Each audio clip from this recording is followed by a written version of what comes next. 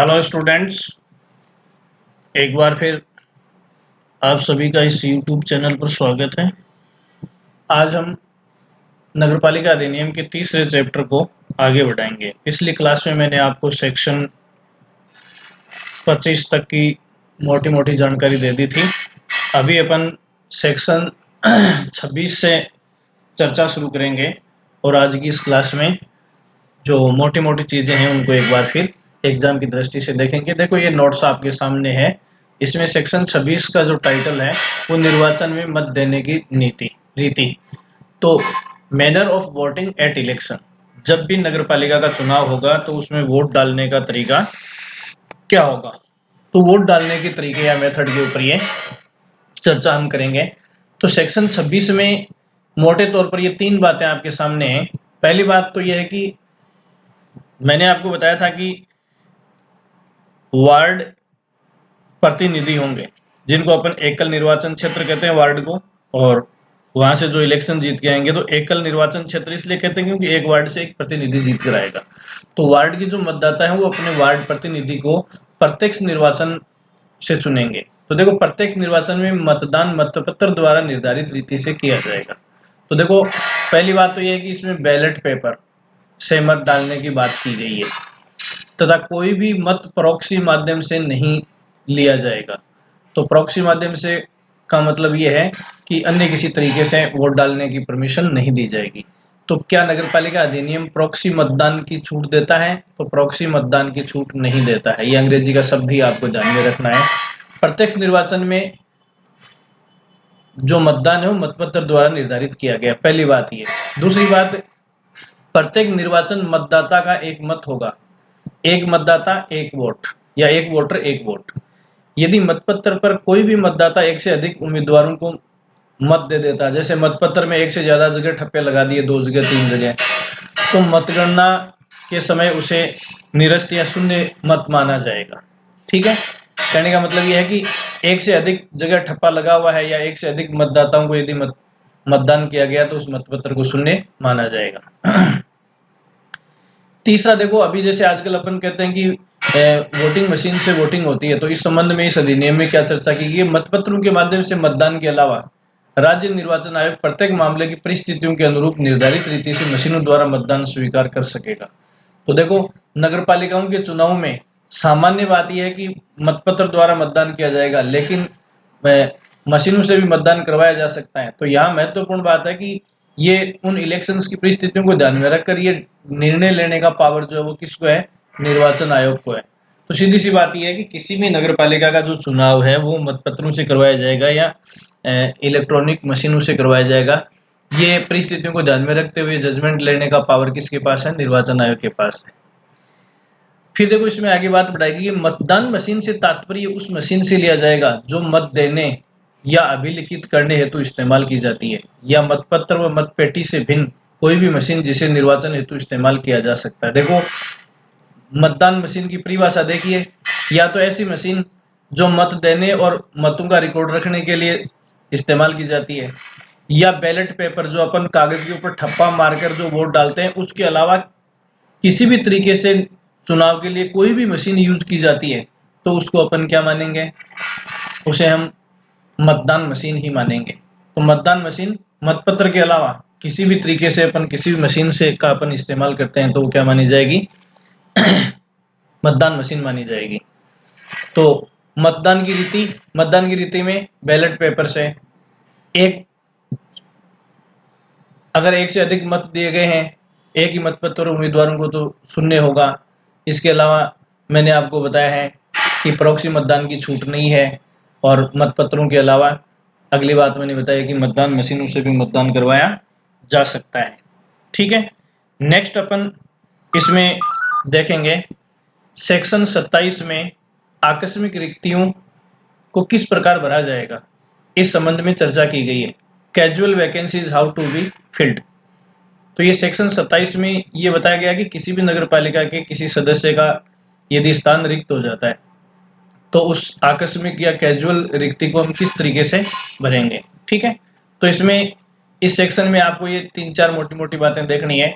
पहली बात जो आपको इस सेक्शन में देखनी है वो है आकस्मिक रिक्ति का अर्थ ये होता है कि जब किसी सदस्य की पदावधि या कार्यकाल समाप्ति के अलावा, जैसे सामान्यतया सदस्य का इलेक्शन 5 साल के लिए होता है, तो 5 साल से पहले चाहे मृत्यु से, त्यागपत्र से, हटाने से, किसी भी तरीके से यदि किसी सदस्य का कार्यकाल पूरा हो जाता है, किसी भी सदस्य का यदि कार्यकाल पूरा हो जाता है तो उसका पद कैसे भरा जाएगा। तो नीचे देखो कैजुअल रिक्ति का जो तरीका है, सदस्य की मृत्यु, त्यागपत्र हटाने या उसके निर्वाचन का परिहार, अवॉइडेंस होने से पद रिक्त हो सकता है।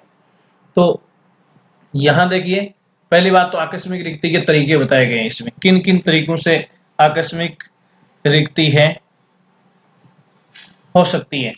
देखो सेक्शन 27 में एक बार दोबारा देखेंगे कि आकस्मिक रिक्तियों की स्थिति में कैसे भरा जाएगा। तो पहला सवाल तो ये डिसाइड करना है कि हमें आकस्मिक रिक्ति के कौन कौन से तरीके हैं। तो मृत्यु से, त्यागपत्र से, हटाने से, या निर्वाचन का परिहार या अवॉइडेंस करने से ऐसा हो सकता है।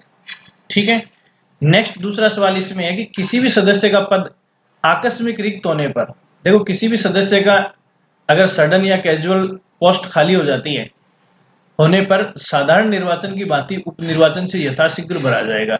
ये देखिए, अब यहां आपको मोटे चीज बात जो है वो आपको ध्यान में रखनी है कि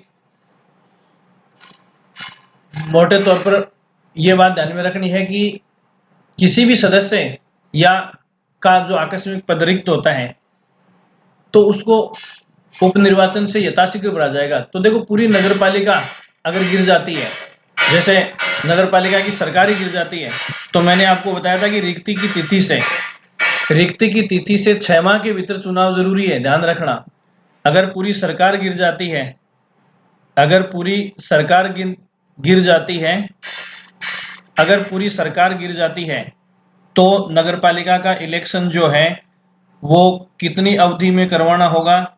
तो आपको ध्यान रखना है आकस्मिक सरकार गिरने की तिथि से 6 माह के भीतर। लेकिन अगर अकेले किसी सदस्य का पद रिक्त होता है तो अकेले सदस्य का पद रिक्त जो है इसमें लिखा गया है कि यथाशीघ्र उस स्थान को भरने का प्रावधान है। यहाँ 6 महीने का, 12 महीने का कोई प्रावधान नहीं है,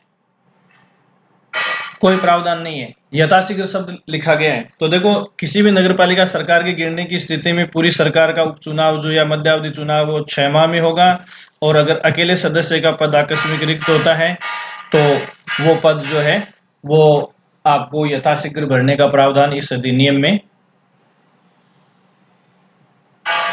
मिलेगा आपको। ठीक है।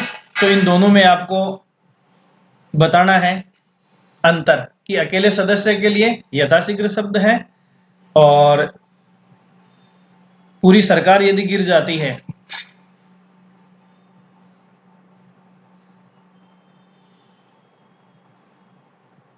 तो ऐसी सिचुएशन में 6 महीने में चुनाव जरूरी है।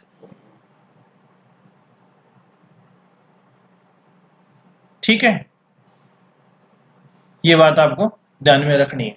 तो ये चीज आपको मोटे तौर पर मैंने आपको बताई है। तो कैजुअल रिक्ति की स्थिति में पहले आप देखेंगे कि कैजुअल रिक्ति के तरीके क्या क्या है, ये बता दिए मैंने। अगर किसी सदस्य का पद रिक्त होता है किसी नगरपालिका में तो यथाशीघ्र भरा जाएगा। जबकि नगरपालिका की पूरी सरकार गिर जाती है तो अगर शेष कार्यकाल 6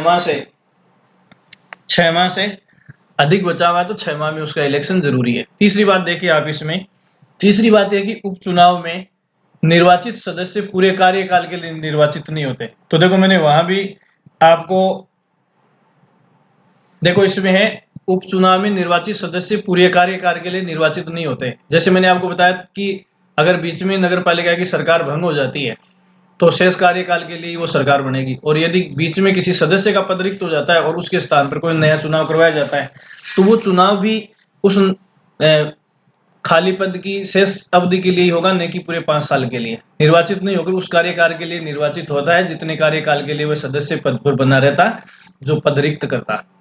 अर्थात उपचुनाव शेष कार्यकाल के लिए होता है। तो देखो बड़ी बात यह है कि चाहे पूरी नगरपालिका की सरकार का उपचुनाव होता है तो भी शेष कार्यकाल के लिए, और यदि किसी अकेले सदस्य के लिए उपचुनाव होता है तो भी शेष कार्यकाल के लिए होगा, न कि पूरे कार्यकाल के लिए। फिर देखो आकस्मिक रिक्ति की स्थिति में, जैसे मैंने पीछे आपको रिजर्वेशन बताया है, SC का सदस्य यदि पदरिक्त करता है, ST का सदस्य पदरिक्त करता है, पिछड़ा वर्ग का सदस्य पदरिक्त करता है, या कोई महिला सदस्य जो है वो पदरिक्त करती है, तो उसी वर्ग से उसको भरा जाएगा। मतलब अगर रिजर्व कैटेगरी की कोई सीट आकस्मिक रिक्ति से खाली होती है तो उसको उसी वर्ग के सदस्य से भरा जाएगा। अगर पुरुष सदस्य की बात है तो वो किसी से भी भरा जा सकता है, लेकिन रिजर्व कैटेगरी की अगर महिला है तो उस रिजर्व कैटेगरी की महिला से ही उपचुनाव द्वारा उस सीट को भरा जाएगा। फिर अगली जो बात इसमें है कि यदि कोई आकस्मिक रिक्ति होने वाले सदस्य या पद का शेष कार्यकाल रिक्ति की तिथि से 6 माह के भीतर पूरा होने वाला था, तो ऐसी स्थिति में राज्य सरकार उस पद को अगले साधारण चुनाव तक नहीं बढ़ने का निर्देश दे सकती है। ये देखो एक बात है, जैसे वहां मैंने आपको बताया था कि 6 माह में चुनाव करवाना जरूरी है, और यहाँ अगर किसी इंडिविजुअल सदस्य का कार्यकाल 6 माह में पूरा होने वाला है तो ऐसी स्थिति में राज्य सरकार को निर्देश देने की शक्ति है कि ऐसा चुनाव नहीं करवाया जाए। अर्थात ऐसी कोई कैजुअल रिक्ति जो होती है उस स्थिति में उपचुनाव उस दशा में आवश्यक नहीं है जब मृत्यु, त्यागपत्र हटने या निर्वाचन का परिहार होने वाले सदस्य का कार्यकाल 6 माह से अधिक नहीं बचा है। तो देखो ये सेम बात हो गई, चाहे पूरी सरकार पूरे कार्यकाल से पहले गिरती है या किसी सदस्य का पद आकस्मिक रिक्त होता है और उसका कार्यकाल 6 माह से अधिक का नहीं बचा है, तो ऐसी सिचुएशन में क्या नहीं होगा, ऐसी सिचुएशन में 6 माह से अधिक का शेष कार्यकाल नहीं होने पर चुनाव करवाना जरूरी नहीं है, और इस संबंध में राज्य सरकार कोई वैकल्पिक व्यवस्था कर सकती है। सैंपल के तौर पर ये सवाल आपके सामने है, देखो ये मोस्ट डिजायर्ड लैंग्वेज है इसकी कि नगरपालिका अधिनियम के तहत आकस्मिक रिक्त पद को रिक्ति की तिथि से भरा जाएगा। तो देखो अगर सदस्य की बात है तो यथाशीघ्र, थोड़ा सा अंतर देखना, और अगर सरकार गिरी है तो 6 माह के भीतर। लेकिन यदि सदस्य का कार्यकाल 6 माह नहीं बचा है तो ऐसी सिचुएशन में इलेक्शन जरूरी नहीं है। तो देखो ये यथाशीघ्र शब्द ध्यान में रखना है, यहाँ गलती 6 मंथ वाली हो जाती है। 6 मंथ वाली बात जो है वो पूरी नगरपालिका की सरकार के लिए है, ये बात आपको ध्यान में रखनी है। इंडिविजुअल सदस्य के लिए यथाशीघ्र शब्द आपको ध्यान में रखना है। दूसरा इसका जो सैंपल आपके सामने है वो सैंपल देखिए कि किसी नगरपालिका के सदस्य के पद का आकस्मिक रिक्त होने का तरीका नहीं हो सकता। तो देखो कैजुअल रिक्ति जो है वो कैसे हो सकती है, तो डेथ से हो सकती है, रेजिग्नेशन या त्यागपत्र से हो सकती है, सदस्य को हटाए जाने से हो सकती है, और निर्वाचन का परिहार। तो यहाँ आपको मोटे तौर पर देखो मैंने 4 शब्द बताए हैं। तो किसी भी सदस्य की नगरपालिका में कैजुअल रिक्ति जो है वो 4 तरीकों से हो सकती है, मृत्यु से हो सकती है, त्यागपत्र से हो सकती है, पद से हटाए जाने से हो सकती है, और इलेक्शन का अवॉइडेंस या परिहार करने से हो सकती है। ये चारों शब्द आपको रट के चलने हैं। किसी भी सदस्य की कैजुअल रिक्ति जो है वो इन चारों में से किसी भी तरीके से हो सकती है। नीचे देखिए इस नोट में स्पष्ट आपके सामने लिखा हुआ है कि मृत्यु, त्यागपत्र हटाया जाना एवं निर्वाचन का परिहार आदि सभी आकस्मिक रिक्ति के कारण हो सकते हैं, और इन 4 के अलावा नगरपालिका अधिनियम में कोई भी कैजुअल रिक्ति का कारण नहीं हो सकता। तो कैजुअल रिक्ति के कितने रीजन इस अधिनियम में डिफाइन किए गए हैं? 4। जैसे कई बार संख्या पूछ लेता हूं तो 4 तरीके से किसी नगरपालिका में सदस्य की कैजुअल रिक्ति, आकस्मिक रिक्ति हो सकती है। तो देखो कैजुअल रिक्ति के मामले में मैंने आपको सेक्शन 27 में सारी बातें बताई हैं। कैजुअल रिक्ति के तरीके क्या हैं? सदस्य का उपनिर्वाचन यथाशीघ्र किया जाएगा, लेकिन सदस्य का शेष कार्यकाल जो आकस्मिक रिक्ति से होता है 6 माह से अधिक का नहीं है तो उपचुनाव जरूरी नहीं है। अगर कैजुअल रिक्ति से किसी रिजर्व कैटेगरी के सदस्य की सीट खाली होती है तो उसी रिजर्व कैटेगरी के सदस्य से उसको भरा जाएगा। ठीक है, ये सारी चीजें मैंने इसमें क्वेश्चन के फॉर्मेट में आपको डिस्कस करके बताई है, तो इन सबको आप थोड़ा ठीक से या ध्यान से देखेंगे। ठीक है, नेक्स्ट देखिए निर्वाचन अपराध। इलेक्शन से संबंधित जो क्राइम है उसको सेक्शन 28 में एक्सप्लेन किया गया है। तो यहाँ देखो नगरपालिका अधिनियम में इलेक्शन संबंधी जो क्राइम है, अपराध है, उसके बारे में क्या लिखा गया है। ये सेक्शन 28 की बात है। तो सेक्शन 28 में अपने को देखो जो चीजें विद सैंपल देखनी है, पहले इसकी को रीड आउट कीजिए, नोट्स आपके सामने है। नगरपालिका के संबंध में निर्वाचन अपराध का वही अर्थ लिया जाएगा जो जनप्रतिनिधित्व कानून 1951 में है। देखिए ध्यान से रखें, देखो सामान्यतः अपराध शब्द जो है उस पर अपने पास भारतीय दंड संहिता, इंडियन पेनल कोड ग्रंथ है, लेकिन चुनाव के मामले में नहीं, उसमें समस्त प्रकार के अपराध हैं।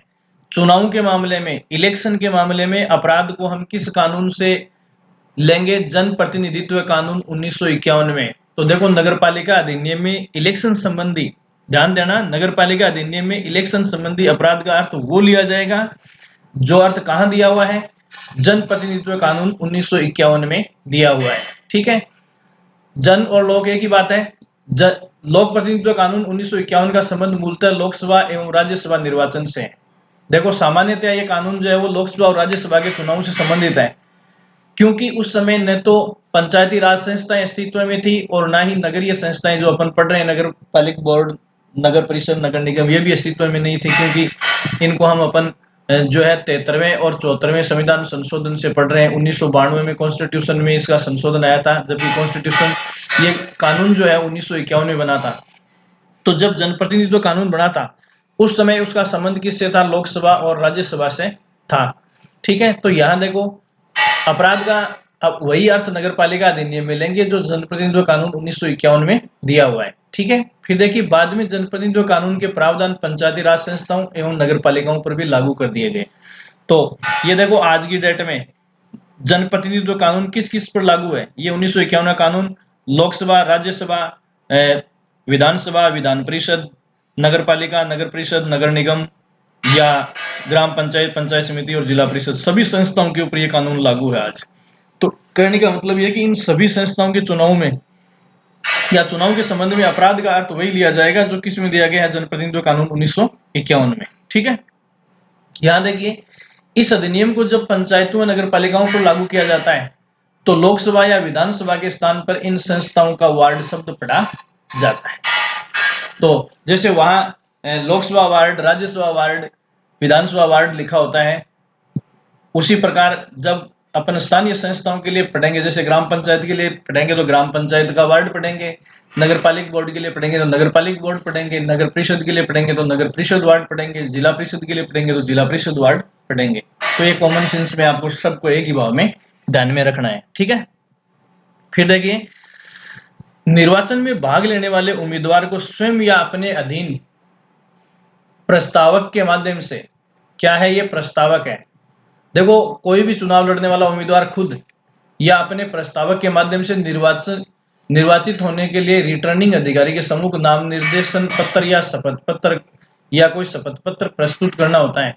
इस प्रकार नाम निर्देशन पत्र के साथ कोई व्यक्ति, तो देखो कोई भी व्यक्ति जो चुनाव लड़ेगा, मतलब उम्मीदवार या अपने प्रस्तावक, उस आदमी को चुनाव के लिए प्रपोज करने वाला कोई भी व्यक्ति, तो देखो पहली बात तो जो शपथ पत्र पेश किया जाएगा वो उम्मीदवार भी पेश करेगा, जो चुनाव लड़ना चाहता है वो उम्मीदवार भी पेश करेगा, और शपथ पत्र यदि कोई आदमी उसके प्रत्याशी होने का प्रस्ताव करता है तो उसको भी वो शपथ पत्र पेश करना पड़ेगा। तो देखो इसमें देखो इस प्रकार नाम निर्देशन पत्र के साथ कोई व्यक्ति क्या देगा, पहला जानबूझकर यदि किसी प्रकार की सूचना देता है जिसके बारे में उसे विश्वास है कि ये सूचना मिथ्या है या कोई सूचना छिपाता है, बहुत बड़ी बात है।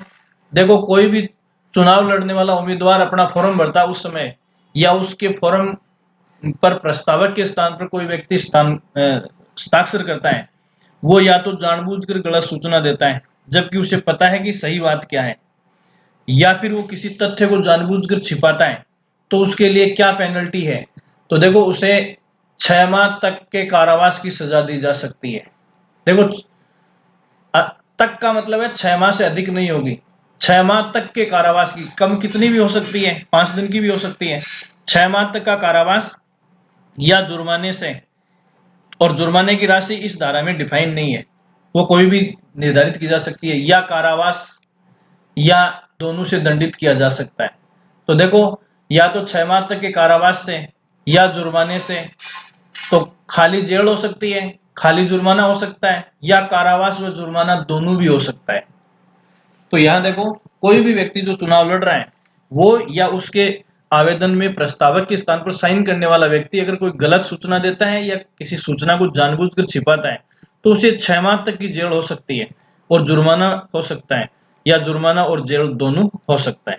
यहां देखिए इस सवाल से संबंधित जो इंपॉर्टेंट सवाल की लैंग्वेज हो सकती है वो क्या है, वो लैंग्वेज ये है कि नगरपालिका अधिनियम की धारा 28 में निर्वाचन, ये निर्वाचन सही कर लेना, रह इस पर आएगा, धारा 28 में निर्वाचन संबंधी नाम निर्देशन पत्र के साथ मिथ्या सूचना देने या तथ्य छिपाने के लिए दंड है, तो देखो पहला 6 माह तक का कारावास हो सकता है, मात्र जुर्माना हो सकता है, 6 माह तक का जुर्माना व कारावास व जुर्माना दोनों हो सकता है। तो इसमें डी, इन तीनों में से कोई सी भी एक सजा किसी व्यक्ति को दी जा सकती है, क्योंकि इनमें अभी देखो सब में अथवा लगा है, 6 माह तक का कारावास, जुर्माना, कारावास व जुर्माना दोनों, इनमें से कोई सी भी सजा हो सकती है।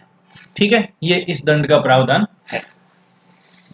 फिर देखो कई बार ऐसा होता है कि अपन चुनाव में देखते हैं कि जो मतदान के प्रत्याशी होते हैं, उम्मीदवार होते हैं, या फिर उनके एजेंट वगैरह या प्रचारक जो होते हैं, वो चुनाव के संबंध में किसी प्रकार का भ्रष्ट आचरण कर लेते हैं, जैसे किसी को पुरस्कार देना, किसी को रिश्वत देना, वोट के लिए पैसा देना, इस प्रकार की चीजें हो सकती हैं।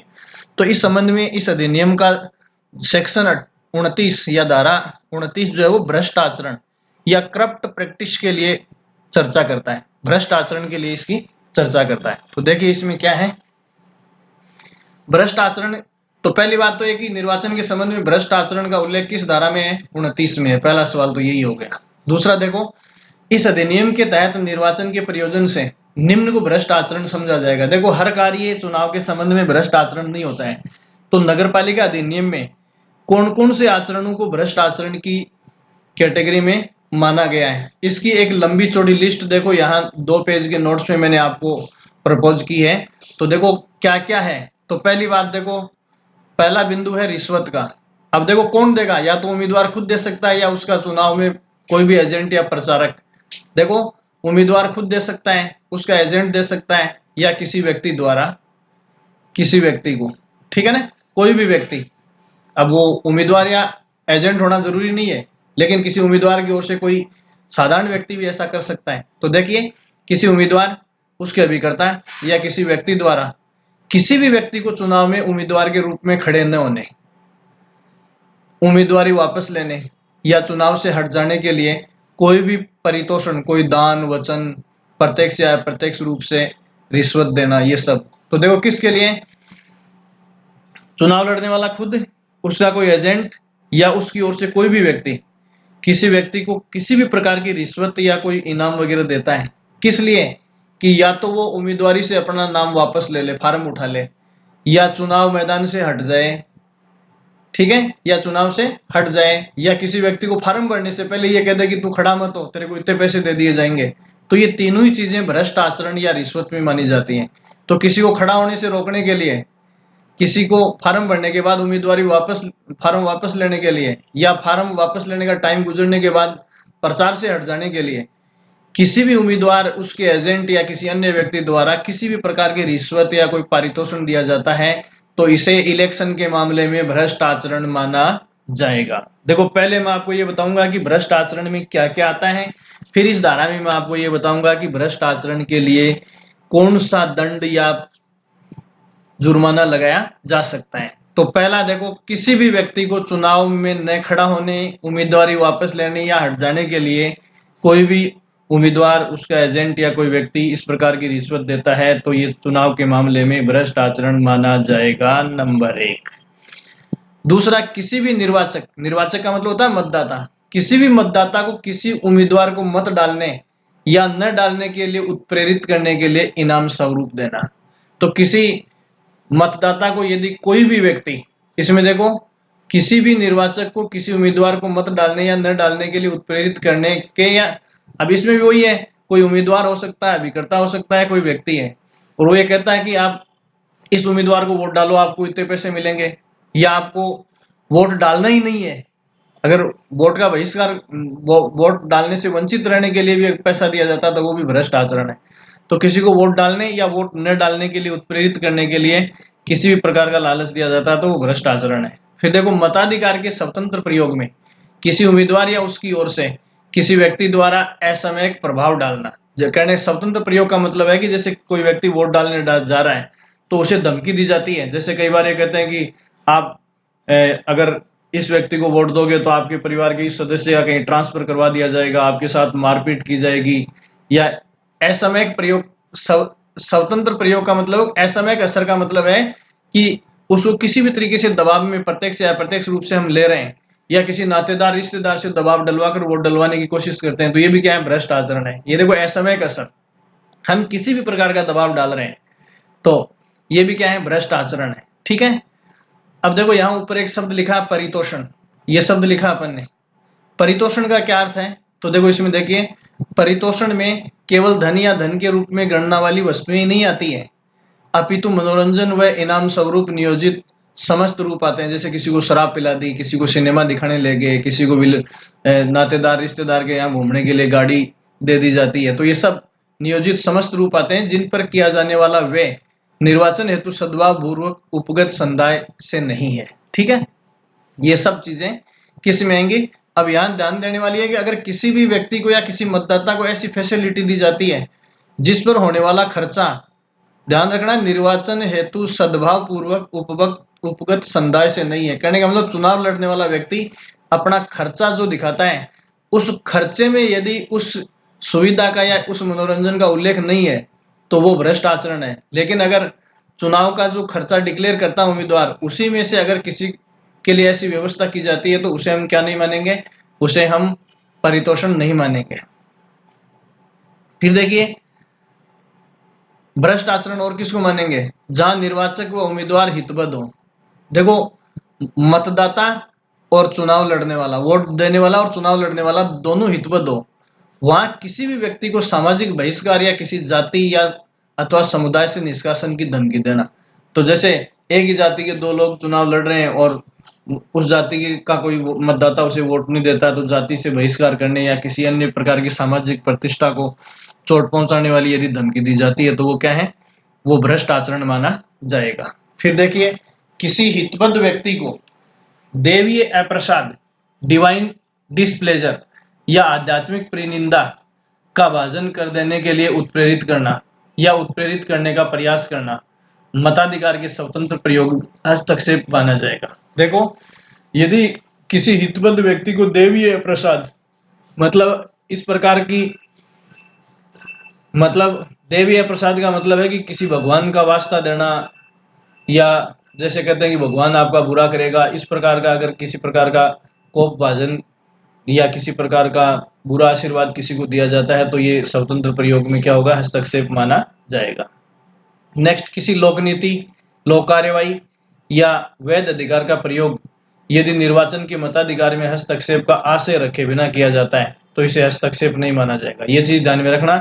देखो, किसी लोक नीति, लोक कार्यवाही, वैध अधिकार का प्रयोग यदि निर्वाचन के अधिकार में हस्तक्षेप का आशय रखे बिना किया जाता है तो ये बात आप ध्यान रखेंगे। अगर कोई व्यक्ति, जैसे कोई कर्मचारी है, चुनाव में अपने वैध अधिकार का इस्तेमाल कर रहा है और उससे किसी का वोट डालने का तरीका प्रभावित हो जाता है, अधिकार प्रभावित हो जाता है, तो उसे मतदान में हस्तक्षेप नहीं माना जाएगा। जैसे कहीं उपद्रव हो गया और भीड़ को कंट्रोल करने के लिए या लोक नीति को बनाए रखने के लिए, लोक कार्रवाई करने के लिए या वैध अधिकार का प्रयोग करते हुए पुलिस किसी प्रकार का बल प्रयोग करती है और उससे कोई व्यक्ति वोट डालने के अधिकार से वंचित रह जाता है तो इसे भ्रष्ट आचरण नहीं माना जाएगा। फिर देखिए, किसी भी व्यक्ति द्वारा किसी भी व्यक्ति के लिए धर्म, मूलवंश, जाति, समुदाय या भाषा के आधार पर मत दिलाने का मत देने से विरत रहने के लिए अपील करना। तो देखो, यहाँ 5 ग्राउंड इसमें लिखे गए हैं कि जैसे कोई एक कहता है कि यार अपन एक धर्म के हैं, अपन एक ही मूलवंश के हैं, अपन एक ही जाति के हैं, एक ही समुदाय के हैं, एक ही भाषा के हैं, तो इनमें से किसी आधार पर किसी को वोट डालने के लिए उत्प्रेरित करते हैं या किसी को वोट नहीं देने के लिए उत्प्रेरित करते हैं तो ये क्या माना जाएगा, भ्रष्ट आचरण माना जाएगा। ठीक है, इसको अपन भ्रष्ट आचरण मानेंगे। फिर नेक्स्ट देखो, भ्रष्ट आचरण किसको कहेंगे, किसी भी उम्मीदवार या अभिकर्ता, किसी भी उम्मीदवार या अभिकर्ता, कोई भी चुनाव लड़ने वाला, उम्मीदवार का मतलब प्रत्याशी जो चुनाव लड़ रहा है, अभिकर्ता उसका एजेंट, या इनमें से किसी की सम्मति से कोई और व्यक्ति, मतलब उम्मीदवार की सहमति से या एजेंट की सहमति से कोई और व्यक्ति किसी अन्य व्यक्ति पर ऐसी अपील करता है कि उस उम्मीदवार की संभाव्यता जीतने की बढ़े या किसी उम्मीदवार के उम्मीदवार के चुनाव पर प्रतिकूल प्रभाव पड़े तथा इस हेतु दी जाने वाली दुहाई, राष्ट्रीय प्रतीक, राष्ट्रीय ध्वज या राष्ट्रीय प्रतीकों का इस्तेमाल करना। तो देखो, अगर किसी व्यक्ति से हम ऐसा दुष्प्रचार करवाते हैं जिससे दूसरे उम्मीदवार के चुनाव पर प्रतिकूल प्रभाव पड़े या ऐसे चुनाव की किसी प्रकार की दुहाई देते हैं राष्ट्रीय प्रतीकों जैसे राष्ट्रीय ध्वज वगैरह का इस्तेमाल करते हैं या राष्ट्रीय अन्य प्रतीकों का इस्तेमाल करते हैं, तो ये सब क्या है, राष्ट्रीय प्रतीकों का इस्तेमाल करना भी चुनाव के संबंध में क्या है, भ्रष्ट आचरण है। ठीक है, इस चीज को आप ध्यान में रखेंगे। नीचे देखो क्या लिखा हुआ है, परंतु इस अधिनियम के अधीन उम्मीदवार को आवंटित प्रतीक चिन्ह को धार्मिक या राष्ट्रीय प्रतीक नहीं माना जाएगा। देखो, राष्ट्रीय प्रतीकों का इस्तेमाल करना किसी इलेक्शन में भ्रष्ट आचरण है, लेकिन अगर राष्ट्रीय प्रतीक या उससे मिलता जुलता कोई चुनाव चिन्ह जो उम्मीदवार को आवंटित किया गया उसको चुनाव प्रचार में इस्तेमाल करते हैं तो उसको हम क्या नहीं मानेंगे, भ्रष्ट आचरण नहीं मानेंगे। फिर देखिए नेक्स्ट, भ्रष्ट आचरण किसको मानेंगे, किसी उम्मीदवार या उसके अभिकर्ता द्वारा, मतलब कोई भी उम्मीदवार या उसका एजेंट, ध्यान रखना, या उसकी सहमति से कोई अन्य व्यक्ति। तीन टाइप हो गए, उम्मीदवार खुद, उसका एजेंट, या उम्मीदवार और उसके एजेंट में से किसी की भी सहमति से कोई भी व्यक्ति द्वारा उस उम्मीदवार को जिताने की संभावना को अग्रसर करने या किसी उम्मीदवार के निर्वाचन पर प्रतिकूल प्रभाव डालने के लिए। देखो, या तो किसी उस उम्मीदवार को जिताने के लिए या किसी सामने वाले उम्मीदवार को हराने के लिए क्या किया जाता है, भारत के नागरिकों के वर्गों में। तो भारत के नागरिकों के वर्गों में क्या करता है, देखो इनमें से कोई भी कार्य करता है, धर्म, मूलवंश, जाति, समुदाय और भाषा के आधार पर शत्रुता या घृणा फैलाने का काम करता है। तो कोई भी व्यक्ति चुनाव में किसी को हराने या किसी को जिताने के लिए, सीधी सी बात है, किसी को भी हराने या किसी को भी जिताने के लिए कोई काम करता है कि वो धर्म, मूलवंश, जाति, समुदाय और भाषा को आधार बनाता है, तो वो क्या है, वो अगर कोई आदमी ऐसा करता है तो उसको चुनाव के मामले में भ्रष्ट आचरण माना जाएगा। लेकिन वो भ्रष्ट आचरण कब माना जाएगा, जब या तो उम्मीदवार खुद कर रहा है ऐसा काम, या उम्मीदवार का एजेंट कर रहा है, या उम्मीदवार या अभिकर्ता में से किसी की सहमति से कोई अन्य व्यक्ति कर रहा है। तो ध्यान देने वाली बात यह है कि कोई अन्य व्यक्ति अपनी मर्जी से कर रहा है, जो न तो उस एजेंट से कोई संबंध रखता है न उस उम्मीदवार से कोई संबंध रखता है, अपनी मर्जी से बिना उसकी सहमति से ऐसा करता है, तो उसे चुनाव के मामले में भ्रष्ट आचरण नहीं माना जाएगा। जैसे कोई भी व्यक्ति जो है वो उम्मीदवार और एजेंट की सहमति के बिना इस प्रकार का दुष्प्रचार करता है, घृणा फैलाने की कोशिश करता है, तो उसे चुनाव के मामले में भ्रष्ट आचरण नहीं माना जाएगा। यहाँ ये सहमति, किसकी सहमति, उम्मीदवार की या अभिकर्ता की सहमति, या उम्मीदवार खुद या अभिकर्ता खुद ऐसा करता है तो ही उसे चुनाव के मामले में क्या माना जाएगा, भ्रष्ट आचरण माना जाएगा। मेन चीज समझ में आ गई होगी आपके। तो यहाँ ध्यान रखनी है सहमति। अगर कोई तीसरा उम्मीदवार खुद करता है या एजेंट करता है तब तो भ्रष्ट आचरण है ही है इनमें से कोई भी काम, लेकिन कोई तीसरा आदमी करता है तो इन दोनों में से किसी की सहमति जरूरी है। अगर बिना सहमति के ऐसा करता है तो उसे भ्रष्ट आचरण नहीं मानेंगे। ठीक है, नेक्स्ट, भ्रष्ट आचरण किसको मानेंगे, तो देखो किसी भी उम्मीदवार या उसके अभिकर्ता, देखो शब्दावली वही है, किसी भी उम्मीदवार या उसके अभिकर्ता या इनकी सहमति से कोई अन्य व्यक्ति उस उम्मीदवार की संभावनाओं को बढ़ाने या किसी उम्मीदवार के चुनाव पर प्रतिकूल प्रभाव डालने के लिए, मतलब या तो इस उम्मीदवार को जिताने के लिए या इसके सामने कोई भी उम्मीदवार है उसको हराने के लिए क्या करता है, सती प्रथा या उसके कर्म का प्रचार या उसका गौरवान्वयन गुणगान करता है। तो जैसे पुराने सती प्रथा से संबंधित जो एग्जाम्पल है उनका फायदा जो है चुनाव के लिए नहीं लिया जा सकता, क्योंकि सती प्रथा निषेध कानून बन गया है। सती प्रथा को एक कुप्रथा के रूप में कानून में स्वीकार किया गया है।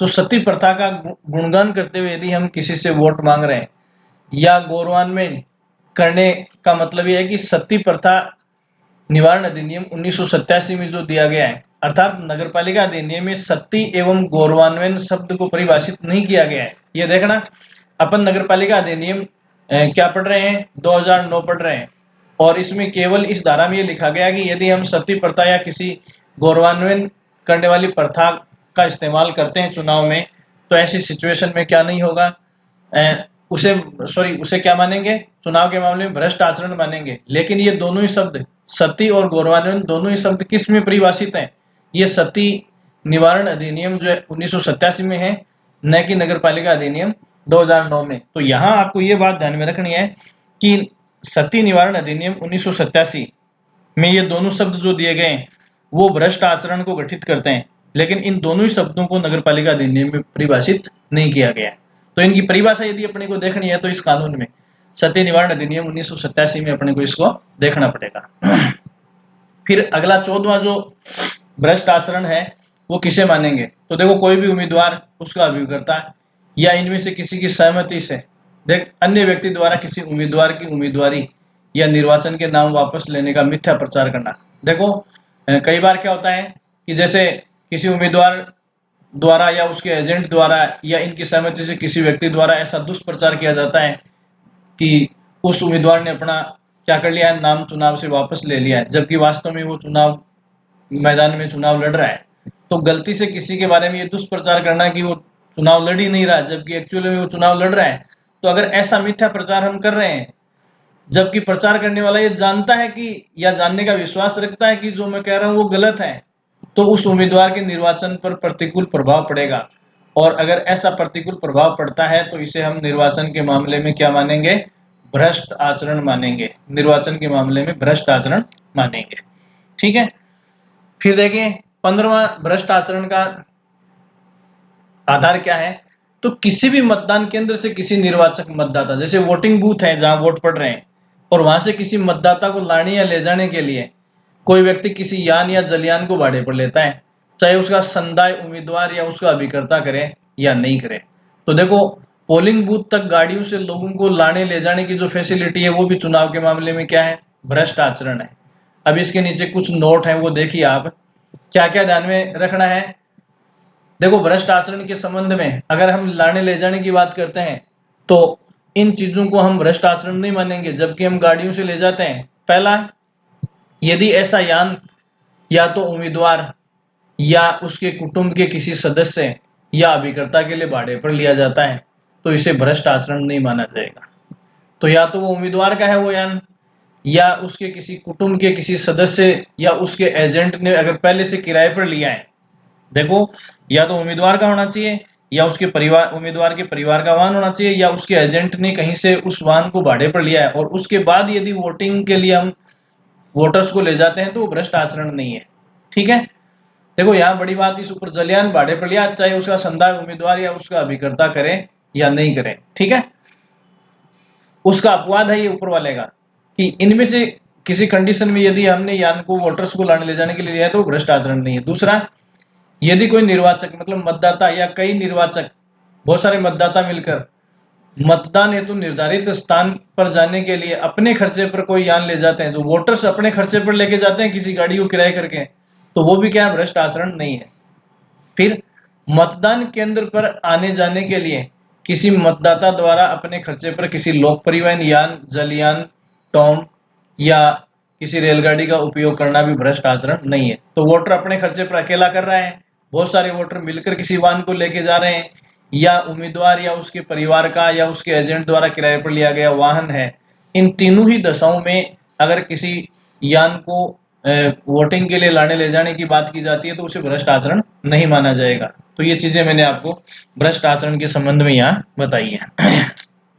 नेक्स्ट देखिए आप, धारा 30 में क्या बताया गया है।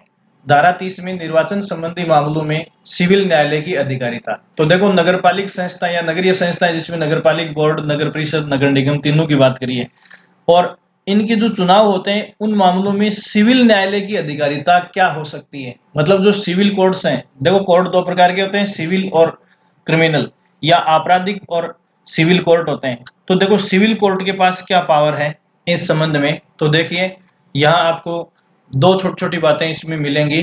पहली बात है कि किसी भी सिविल न्यायालय में नगरपालिका के निर्वाचन को याचिका के माध्यम से नगरपालिका अधिनियम के तहत प्रसन्नगत किया जा सकेगा, अन्यथा नहीं।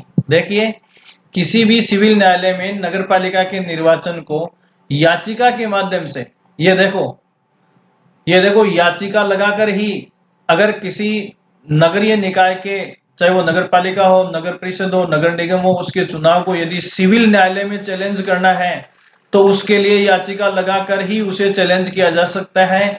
याचिका लगाने के अलावा देखो सिविल न्यायालय में सिद्ध याचिका लगाकर ही नगर पालिकाओं के चुनावों को हम क्या कर सकते हैं, चैलेंज कर सकते हैं। इसके अलावा और कोई चारा नहीं है।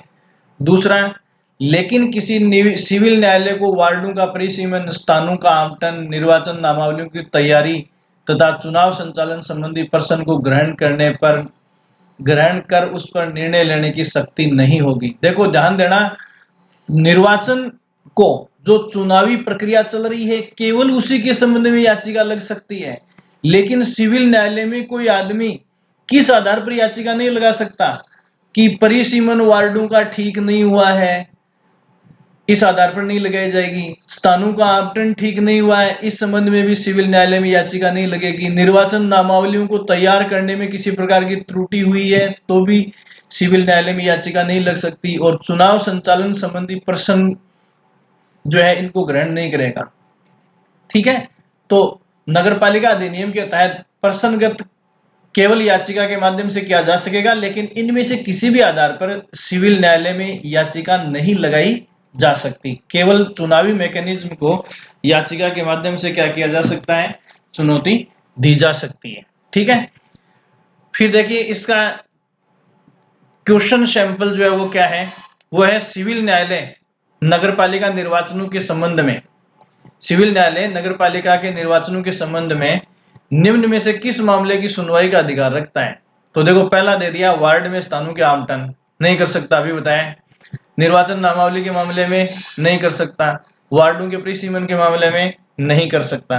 तो देखो इन तीनों में से किसी भी मामले पर कौन नहीं कर सकता, सिविल न्यायालय सुनवाई नहीं कर सकता। बहुत ही इंपॉर्टेंट सेक्शन है 30 कि सिविल मामले में याचिका के माध्यम से, सॉरी, नगर पालिकाओं के निर्वाचन के मामले में सिविल न्यायालय याचिका के माध्यम से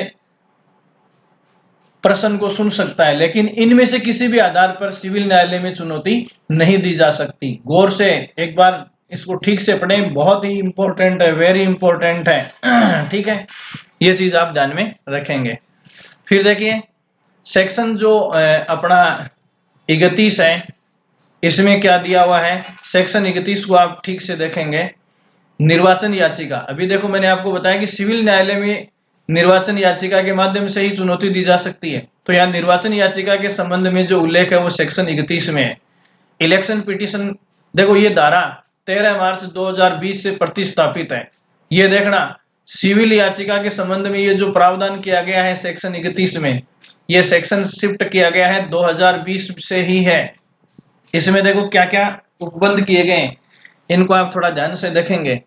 देखो इस धारा में ये बताया गया है कि किसी नगरपालिका के सदस्य के निर्वाचन को चुनौती, देखो पहले 2020 से पहले ये हमारे पास नहीं था ऑप्शन। तो देखो धारा 31 में पहले ये बताया था कि नगरपालिका सदस्य के चुनाव को चुनौती कौन दे सकता है। तो देखो चुनौती उम्मीदवार या निर्वाचक दे सकता है। बहुत इंपॉर्टेंट सवाल है। नगरीय संस्थाओं के, तीनों नगरीय संस्थाओं के चुनाव में किसी सदस्य के इलेक्शन को चुनौती कौन दे सकता है, या तो उम्मीदवार, उम्मीदवार का मतलब जो हारा है वो देगा, निर्वाचक जो वोटर है। ठीक है, दूसरा देखो इन संस्थाओं के चुनाव को चुनौती कहां दी जा सकती है। तो देखो अभी ऊपर मैं आपको बताता सिविल न्यायालय, और सिविल न्यायालय भी बहुत सारे होते हैं मुंसिफ अदालत से लेकर। तो कौन मिनिमम कौन से सिविल न्यायालय में, ये सवाल भी बहुत इंपॉर्टेंट है। नगरपालिका सदस्य के चुनाव को चुनौती कौन सी अदालत में दी जा सकती है, जिला न्यायाधीश की अदालत में दी जा सकती है। चुनौती कौन दे सकता है, या तो उस चुनाव का उम्मीदवार दे सकता है या मतदाता दे सकता है। तीसरी बात, किन आधारों पर चुनौती दी जा सकती है और कितने समय में चुनौती दी जा सकती है। तो निर्वाचन मतलब चुनाव परिणाम आने के बाद 1 महीने में चुनौती दी जा सकती है। तो निर्वाचन याचिका के संबंध में ये डिटेल से बताया गया है।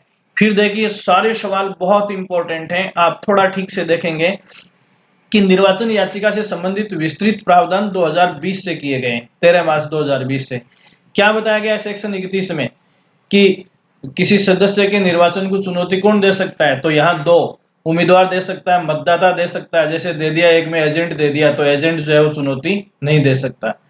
फिर किन आधारों पर चुनौती दी जा सकती है, तो यहाँ आप ये देखेंगे कि चुनौती जो है वो इसके नीचे मैं आपको बताऊंगा, और कितने समय में दी जा सकती है, चुनाव के 1 महीने में दी जा सकती है।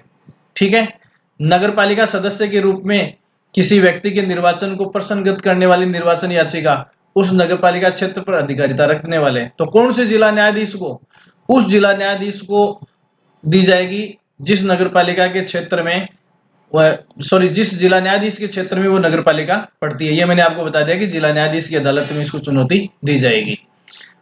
फिर देखो सक्षम प्रारूप में निर्वाचन की तिथि से 1 माह के भीतर या तो उम्मीदवार दे सकता है या निर्वाचक या मतदाता दे सकता है।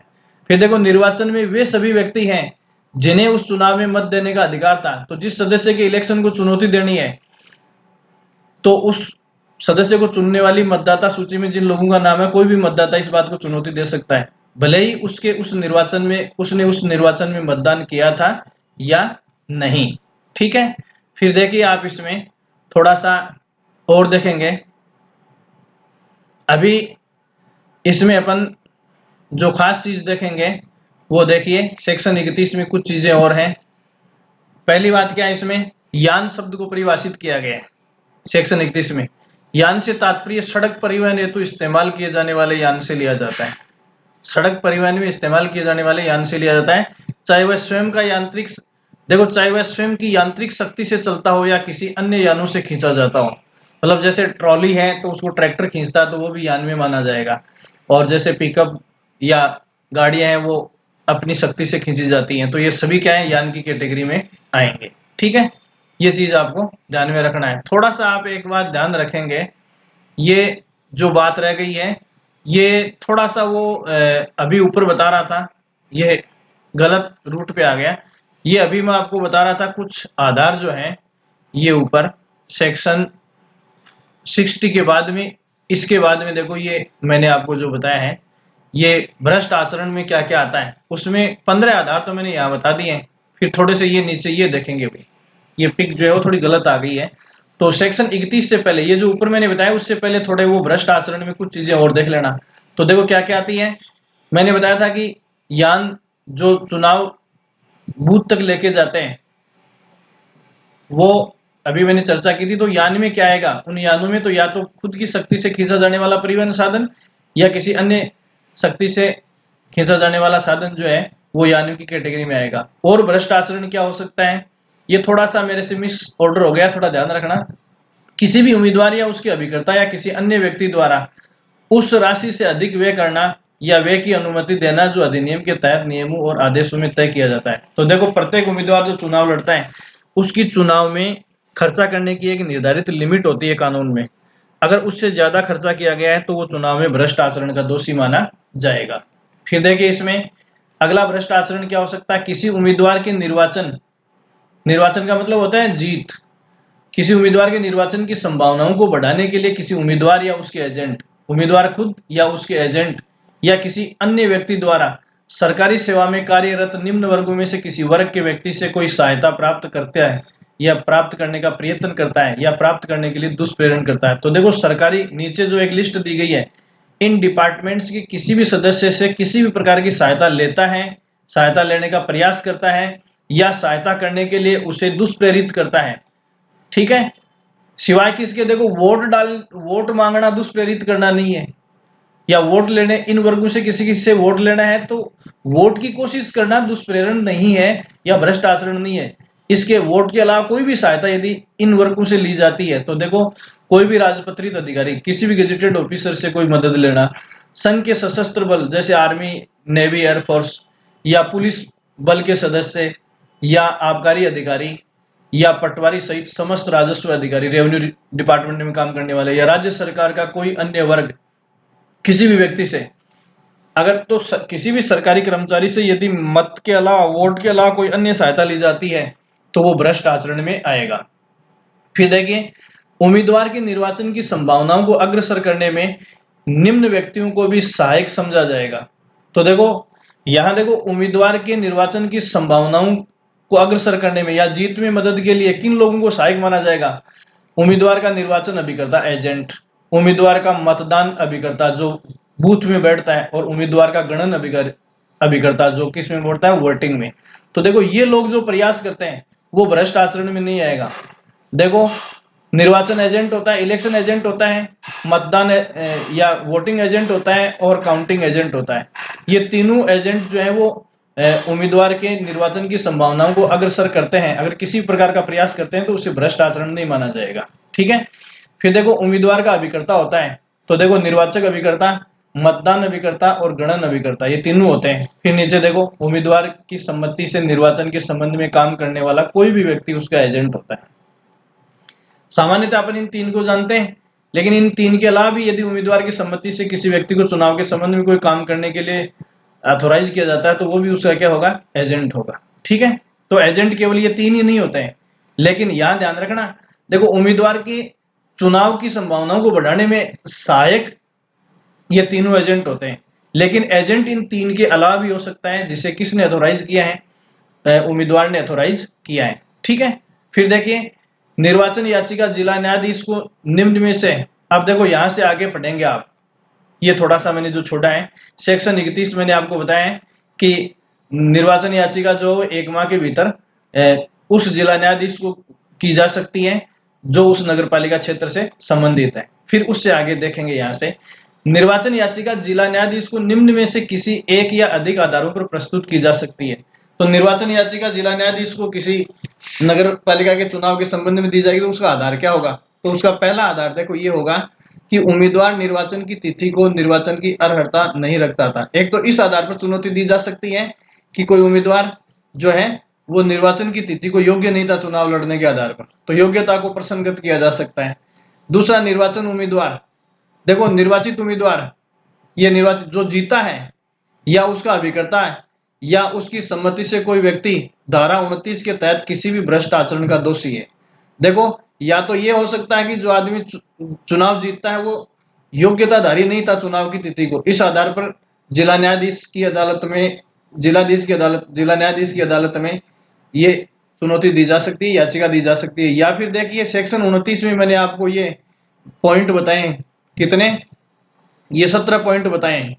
इन 17 में से किसी भी आधार पर भ्रष्ट आचरण का कोई भी दोषी है, तो निर्वाचन में भ्रष्ट आचरण का दोषी, देखो भ्रष्ट आचरण का दोषी कोई भी, चाहे वो उम्मीदवार हो, चाहे उसका एजेंट हो या उसकी सम्मति से कोई व्यक्ति हो, सेक्शन 29 में जितने पॉइंट बताए उनमें से किसी भी आधार पर कोई भ्रष्ट आचरण का दोषी पाया जाता है तो इस आधार पर भी उस चुनाव को चुनौती या याचिका दी जा सकती है। फिर देखो, किसी उम्मीदवार का नामांकन अनुचित तरीके से खारिज कर दिया गया हो, तो अगर किसी उम्मीदवार का ने फॉर्म लगाया था लेकिन गलत तरीके से या अनुचित तरीके से उसके फॉर्म को रिजेक्ट कर दिया गया तो इस आधार पर भी जिला न्यायाधीश की अदालत में, या जिला न्यायाधीश की अदालत क्या है, सिविल न्यायालय है, उसमें चुनौती दी जा सकती है। फिर देखिए, निर्वाचक के परिणाम को निर्वाचित का मतलब विजेता उम्मीदवार द्वारा निम्न में से किसी तरीके से प्रभावित किया हो।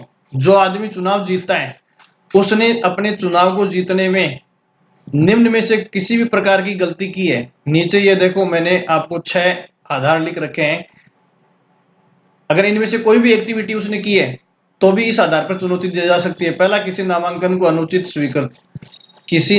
की अनुचित स्वीकृति द्वारा, अगर किसी व्यक्ति का अनुचित नामांकन स्वीकृत करवाया है, या फिर निर्वाचित उम्मीदवार के हित में उसके अभिकर्ता के अलावा किसी अन्य व्यक्ति द्वारा कोई भ्रष्ट आचरण किया गया है, तो देखो उसका एजेंट यदि भ्रष्ट आचरण करता है तो वो दोषी नहीं माना जाएगा, क्योंकि एजेंट तो हर हाल में जिताने के लिए होता है।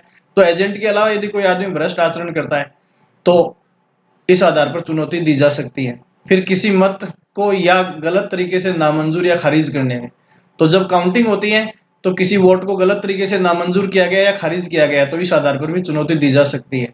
अथवा शून्य मत को, जो मत रिजेक्ट होना चाहिए उसको भी काउंटिंग में शामिल करवा दिया है अपने दबाव से या प्रभाव से, तो इस आधार पर भी चुनौती दी जा सकती है। ठीक है, फिर इसके अलावा अधिनियमों के नियमों या आदेशों की अवहेलना हुई हो, तो किसी भी अधिनियम में, नगरपालिका अधिनियम किसी भी कानून में या किसी भी आदेश की अवहेलना हुई है चुनाव के दौरान, तो इस आधार पर भी क्या हो सकता है, चुनौती दी जा सकती है। फिर अगला है, जब वस्तुतः मतलब वास्तव में याचिकाकर्ता या विजेता से भिन्न किसी अन्य उम्मीदवार ने विद्यमान ने मतों का बहुमत प्राप्त किया हो, तो इस आधार पर चुनौती दी जा सकती है कि वास्तव में वैध वोट किसी और के ज्यादा थे और विजेता किसी और को डिक्लेयर कर दिया गया है, इस आधार पर भी चुनौती दी जा सकती है। या जो जीतना चाहिए उससे भिन्न किसी व्यक्ति को विजेता घोषित कर दिया गया तो इस आधार पर भी चुनौती दी जा सकती है।